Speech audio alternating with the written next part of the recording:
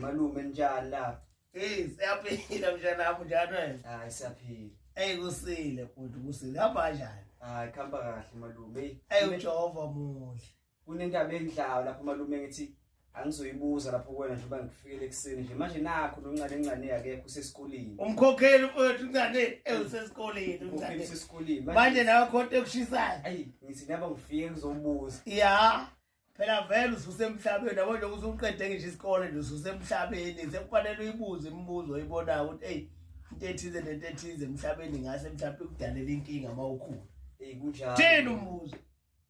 Malume, ukubuza lapho ukuthi kuyisono kangakanani ibona ingane yomuntu. Bese uyayishiya kanjalo. Bese uyayilaxaza. Uyone bese uyayishiya nje kanjalo. Ingane yomuntu. Uyone. Awufunda incwadi. Khona incwadi lapho kaExodus 22 verse 16. Awuyifundi. Ungakayifundi njalo ngixoxela nayo indaba. Mina ukona ikhehla engangijwayele ukuficana nalo lapha empangeni. Lingibuze leli khehla lethi hawu. Manje wena insizwa yokuhlezi udlula la usukubheke pha ngithi mina hayi baba nsuke ngiyeqala kabusha ngabizwa zinsizwa lapha eqala kabusha zicela ukuthi ngiyilethele ivangeli. Lithi leli khehla ukuthi ngukhonzile mfana wami. Yaphuza leli khehla njalo lapha empangeni. Lase lenginika nenamba zalo nami nganinika inamba zami. Lathi ngoke ngifike kuwe ekhaya. Lafika leli khehla kwangena kwangubani. Lithi leli khehla lona lale yiNazaretha.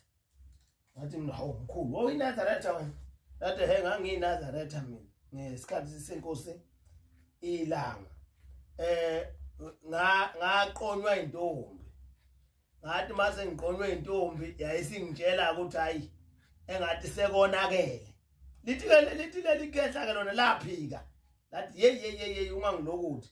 Washo ukuthi ngalezi akhathi ke umthetho wabazali wawusaqine kakhulu.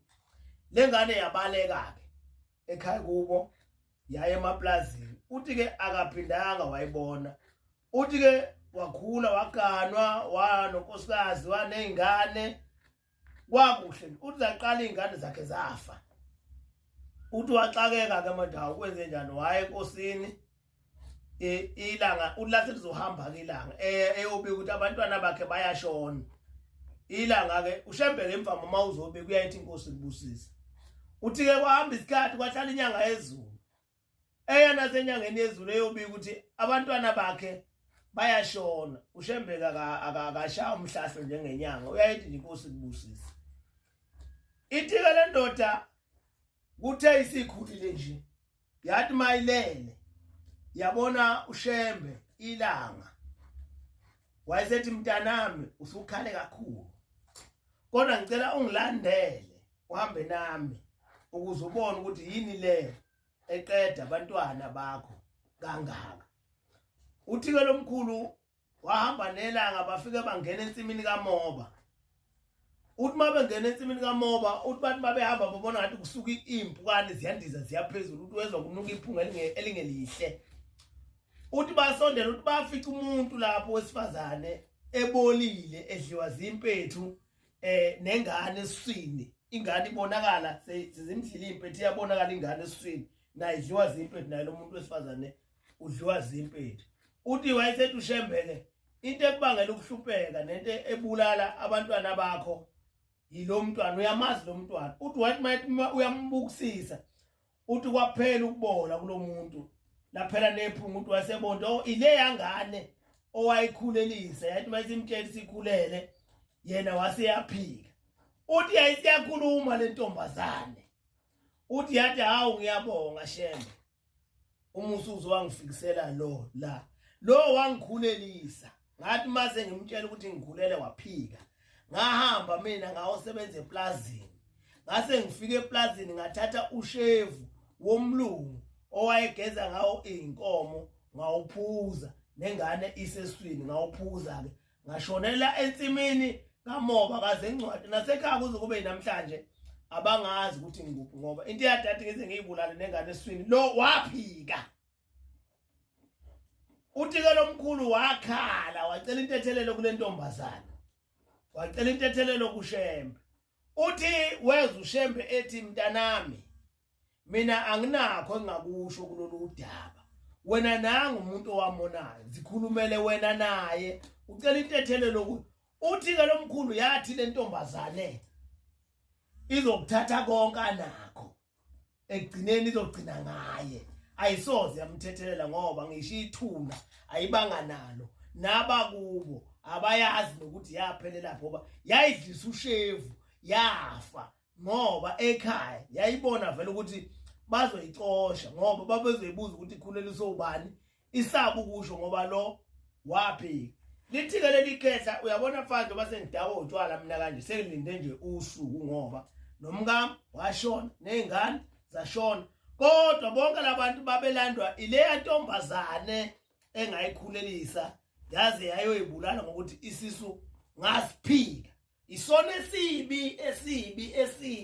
esibi mshana makwenzekile wadlala kabi nengane yomuntu yasikutshela ukuthi sekukhona umuntu eswini umuka waphika yayibulala lengane yohlela lesehlela leli khehla la kwaNgubane Exodus 22 verse 16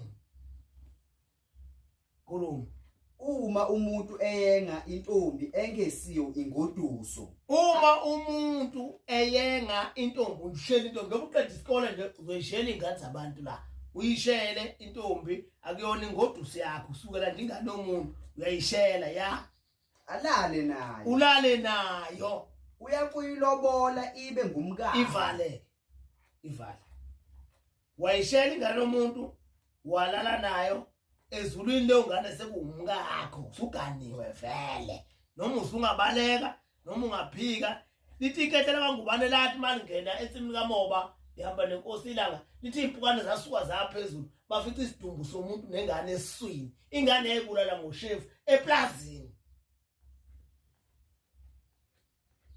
esephikile uthi nje ukubona nje ngiphuza kanje ngoba niyazi ukuthi ngeke ngisangisho ukuthi ngithi ngiyocela intethelelo ngoba ngizoyicela kubani ngoba wathi uShembe sesifika ngale kwathi wathi nanga umuntu wamona khuluma nale ngane uma ikuthethelela uzophila ube umuntu kodwa uma engakuthetheleli indaba yakhe ayikho lo muntu owamona uyena ufika ubhekane naye ngale